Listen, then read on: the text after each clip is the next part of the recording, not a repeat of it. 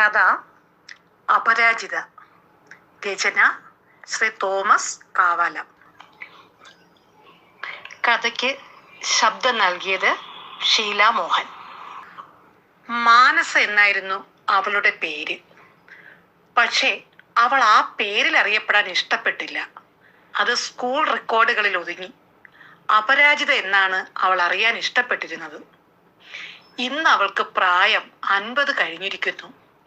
നഗരത്തിലെ പ്രസിദ്ധമായ ഫ്ലാറ്റിൽ ഏകയായി ജീവിക്കുമ്പോൾ ഇടയ്ക്കിടയ്ക്ക് അവളുടെ കഴിഞ്ഞ കാലം ഓർമ്മയിൽ വരും.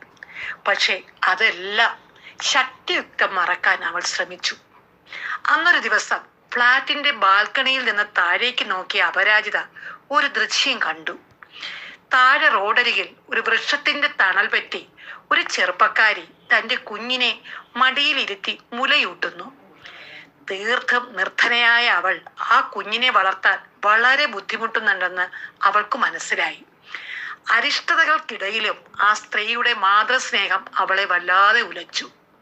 ആ കുഞ്ഞ് ചിരിച്ചു. അമ്മയുടെ മുഖത്തെ ക്ഷീണം ആ ചിരിയിൽ അലിഞ്ഞില്ലാതെയായിപ്പോയി. ആ ചിരിയോട് ചേർന്ന് ആ അമ്മയുടെ മുഖത്ത് ജീവിതത്തിന്റെ സാഫല്യം അവൾ ദർശിച്ചു. പക്ഷേ അത് അവൾ മനസ്സുകൊണ്ട് മൂടി വെച്ചു. അവൾ അകത്ത് കയറി കണ്ണാടിയുടെ മുന്നിൽ നിന്നു. നീ ശരിക്കും പരാജിതയാണ്, അവൾ തന്റെ പ്രതിബിംബത്തോട് പറഞ്ഞു.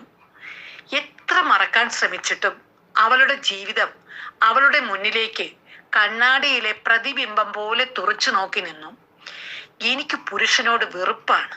ഞാൻ ഒരിക്കലും അവന്റെ ഇംഗിതത്തിന് കിടന്നു കൊടുക്കില്ല. സ്ത്രീ ഒരിക്കലും പുരുഷന്റെ വിഴുപ്പ് അലക്കാനുള്ളവളല്ല. കോളേജിലെ ഡിബേറ്റ് ഹാളിൽ അവൾ പറഞ്ഞ ആ വാക്ക് ഇന്ന് പലർക്കും ഓർമ്മയുണ്ട്. അത് അവളുടെ മനസ്സിലേക്കും ഇടയ്ക്കിടയ്ക്ക് തികട്ടി വന്നിരുന്നു.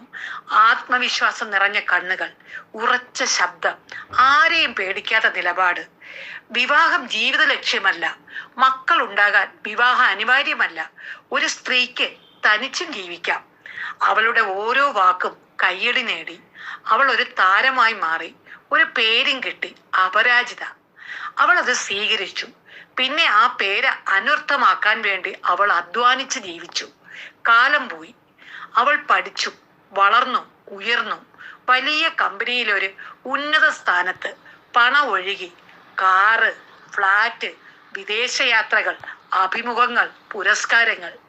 നിങ്ങളുടെ കുടുംബം, നിങ്ങൾ വിവാഹം കഴിച്ചില്ലേ? ചോദിച്ച മാധ്യമങ്ങളോട് അവൾ ചിരിച്ച് മറുപടി പറഞ്ഞു. എൻ്റെ ജീവിതം എൻ്റേതാണ്. ഞാൻ തിരഞ്ഞെടുത്തതാണ്. അത് മറ്റുള്ളവർക്ക് വിടുവേല ചെയ്യാനുള്ളതല്ല.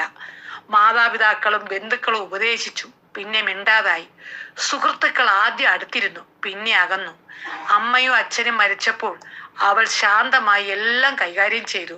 കണ്ണീരൊന്നും പുറത്തു വന്നില്ല. ഞാൻ ശക്തിയാണ്, അവൾ തൻ്റെ മനസ്സിനോട് പറഞ്ഞു. 40 കടന്നു. വീട്ടിൽ നിശബ്ദത. വലിയ ഹാളിൽ എയർ കണ്ടീഷന്റെ ശബ്ദം മാത്രം. ഭിത്തികളിൽ അവളുടെ ഫോട്ടോകൾ, പുരസ്കാരം വാങ്ങുന്ന ചിത്രം, പ്രസംഗിക്കുന്ന ചിത്രം, പത്രക്കെട്ടുകൾ. ഒരു സന്ധ്യയിൽ ഓഫീസിൽ നിന്നെത്തിയപ്പോൾ അവൾക്ക് അപ്രതീക്ഷിതമായി ഒരു അസഹനീയമായ തലവേദന തോന്നി. 2-3 ദിവസം പനിയായി കിടപ്പിലായി. ലിഫ്റ്റ് കയറി താഴേക്ക് വരാൻ പോലും ബുദ്ധിമുട്ട് അനുഭവപ്പെട്ടു. രാത്രിയിൽ ഉറങ്ങാൻ കഴിഞ്ഞില്ല. ഫോണിലെ കോണ്ടാക്റ്റുകൾ തുറന്നു. എല്ലാവരും അപരാജിത മാഡം എന്ന് വിളിച്ചവർ.